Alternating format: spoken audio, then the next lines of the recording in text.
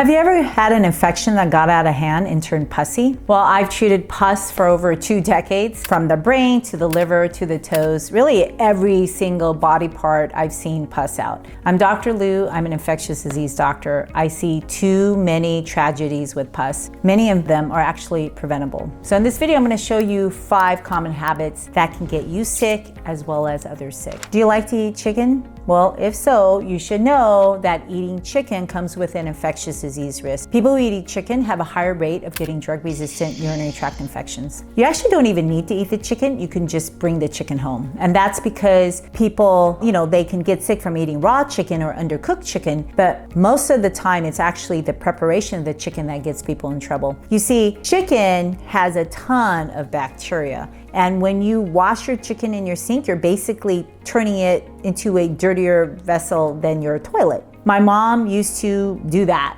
She would wash her meat in the kitchen and splatter these juices everywhere, and then she would chop them and I would see chicken parts flying everywhere. It's pretty nasty. And then if you touch your door handles, if you touch dishes, cupboards, imagine how many surfaces you can contaminate. Luckily, my mom knew to disinfect the surface of her kitchen after she prepared food. But about 50 million Americans get foodborne illnesses every year. And it's not just a simple 24-hour stomach flu. Lots of people, 1 out of 10 actually, can get chronic, recurrent abdominal symptoms or even arthritis. And you also don't want to be like Typhoid Mary. She was a cook who infected 100 people with Salmonella. Salmonella is no joke. It doesn't just give you a transient foodborne illness. It can eat away at your heart valve. It can eat away at your blood vessels. Some people, after getting foodborne illnesses, develop irritable bowel syndrome or chronic arthritis. Animals carry a lot of germs, right? And these germs we really shouldn't, infect our homes with.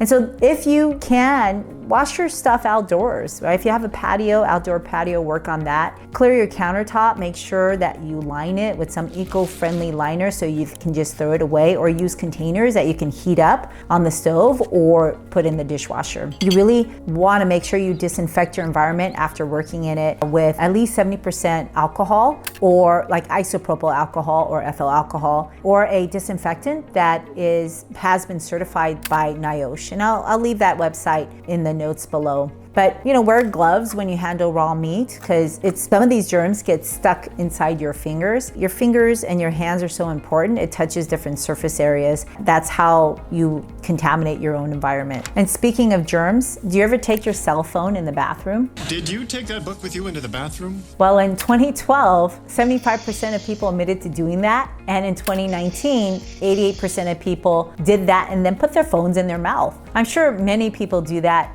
And fortunately, it's such a gross habit, because if you're not cleaning your phone, it's carrying 10 times more bacteria, fungi, and viruses than your toilet seat. Your phone is like a doorknob. If you're not gonna lick doorknobs, don't put your phone in your mouth, right? It contains such disgusting pathogens. Have you seen this toilet plume video?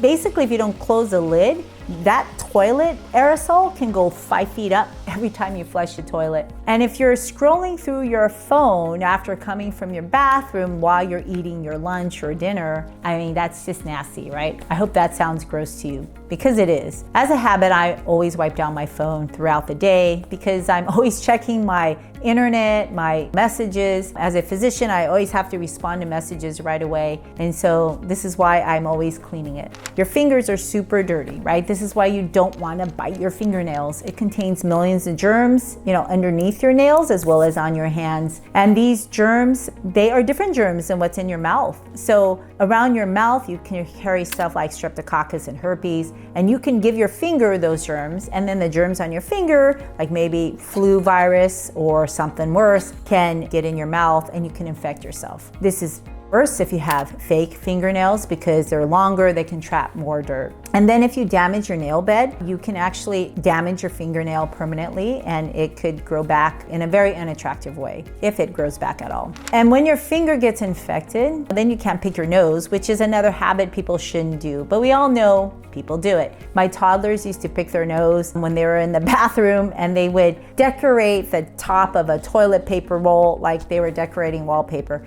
It was pretty nasty. And you know, I've visited countries where I remember I was on a bullet train, and the amount of nose pickers in that bullet train reminded me of my days as a church leader for toddlers, right? So when you pick your nose, you're actually shoving dirt up, you're damaging the mucous membrane, and you're preventing the scab from healing. All these things just give you more infectious risks, right? You can give yourself methicillin-resistant Staph aureus, MRSA, which you can carry on your own, give it to your other body parts when you just blowing out when you sneeze. And then you can infect your family with that too. So, you know, stop touching your nose. Don't pick your boogers. If it's that dry, go steam it with a cup of tea, humidifier, diffuser, shower. You could put a little bit of petroleum jelly on a Q-tip and moisturize each side of the nostril. Not too much, just a little bit. But remember, don't stick that Q-tip in your ear. You know, earwax is meant to be there. And if you're having problems hearing,